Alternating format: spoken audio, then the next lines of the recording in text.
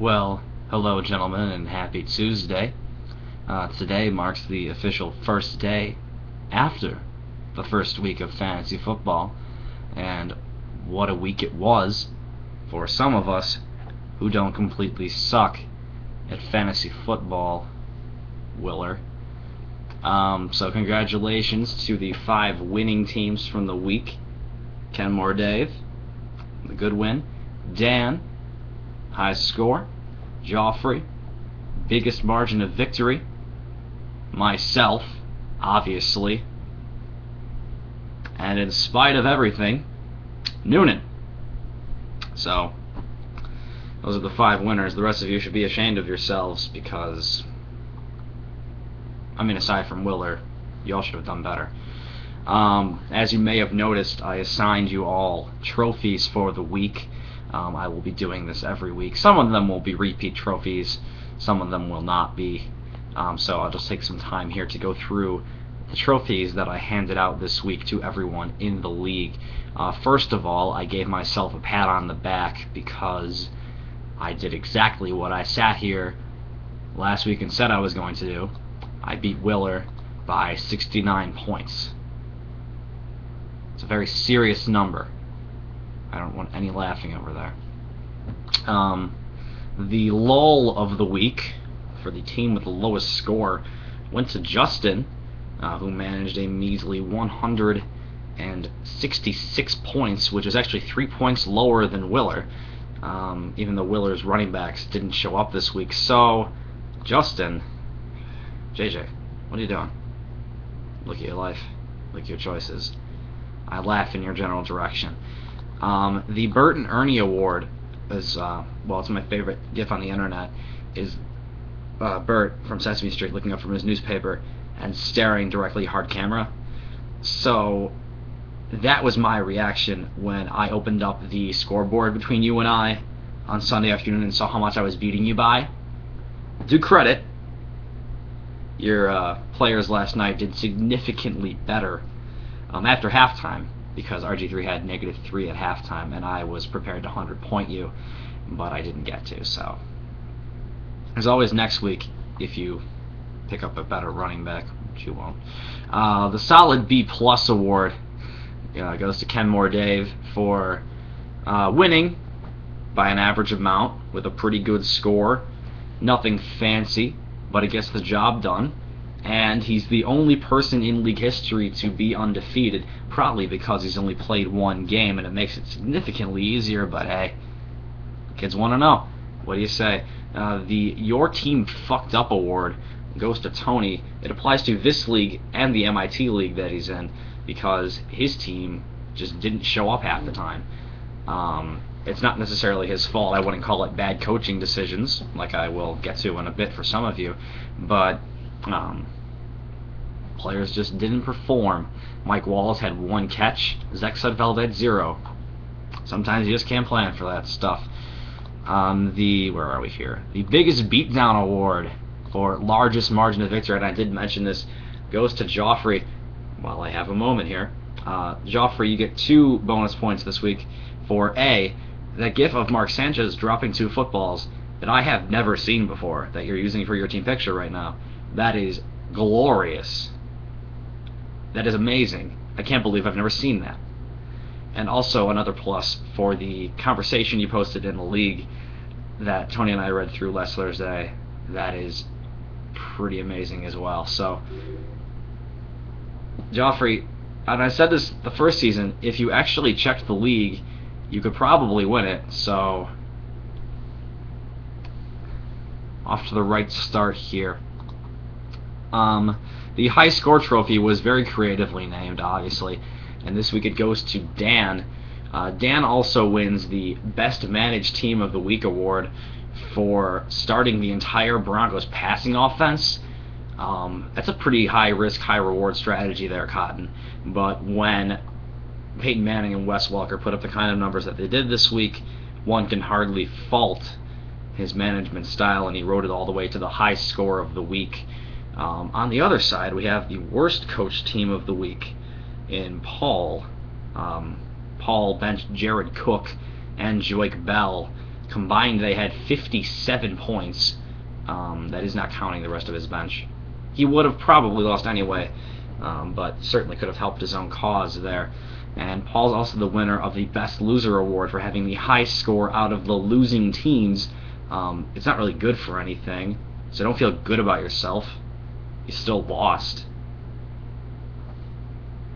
You're 0-1 just like everyone else is over there.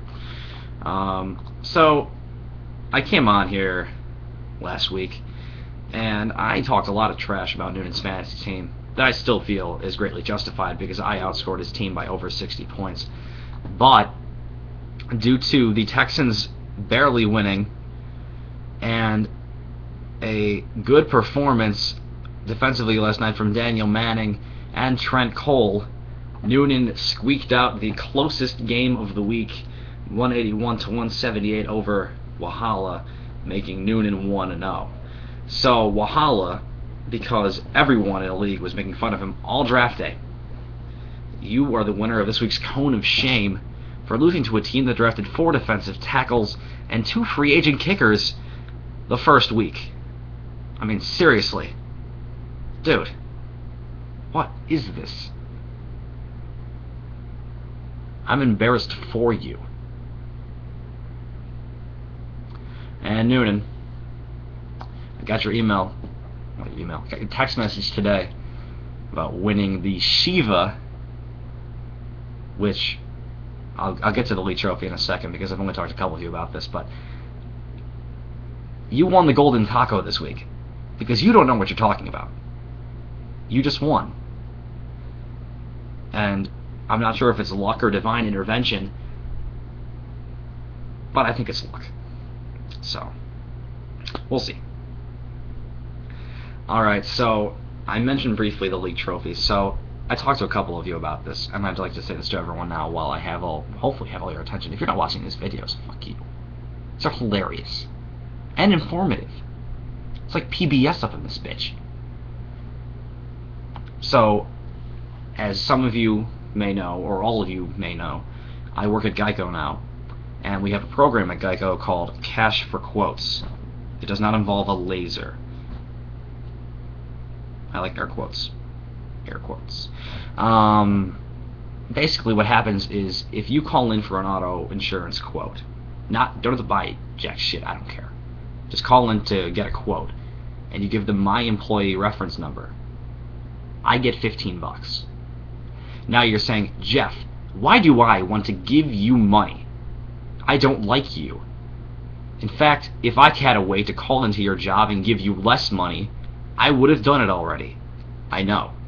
But, as I mentioned briefly last week, I'm planning on buying a wrestling championship belt as a fantasy football league trophy. And if all of you called in and got me $15, I could buy that and then some for the league, for prizes and whatever. I don't want the money. It's for us. It's for everyone. Obviously, you would need to get my reference number, so I would encourage you to call or text me to get that. I don't feel like leaving it on YouTube for various reasons.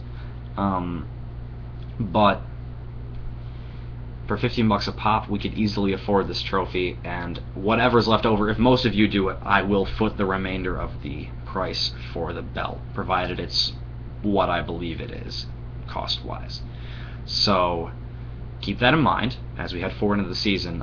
We do have a couple months left before the championship, but the sooner we get this done, the better chance that the belt gets to us soon, and the longer amount of time the three of us who won the belt before it came into existence could have dicking around with it. So, big championship celebration and everything, obviously. So that's the end of the Week 1 wrap-up.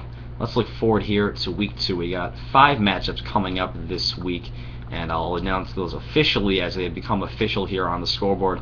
Willer and JJ will match up in the first of these matchups. These are the two teams with the 2 lowest scores from Week 1, so I don't expect much out of either of you, your embarrassments.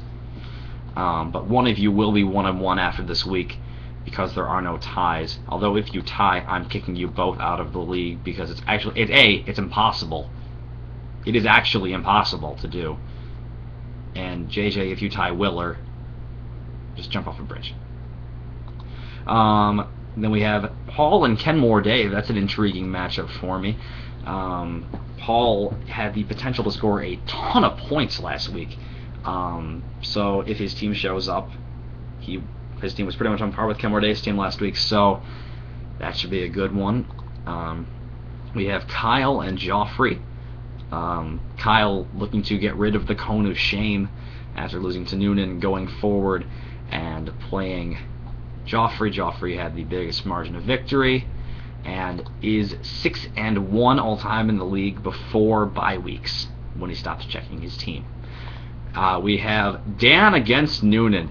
Now, I sat here last week and I trash talked Noonan for about 3 minutes. I'm not going to do it this time. But Dan, you know what must be done. We can't have Noonan trash talking. It's not right. It's just not right. He's not winning any trophy with that disgrace of a football team he drafted. So it's up to you and Peyton Manning. And finally, in the important matchup of the week, I get Tony. So last Sunday I spent all Sunday, all Monday night, all Thursday night at Tony's house watching all the football games, and he got so upset when his fantasy football team, kept messing up. He had Victor Cruz on his bench in his one league, and Spiller and Ridley didn't do anything. And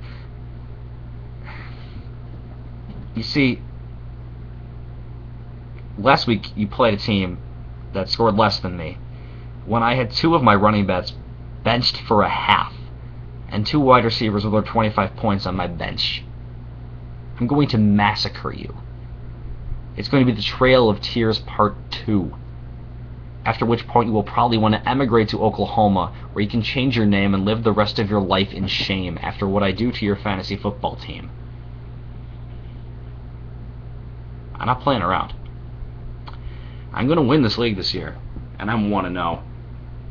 And that's just the beginning.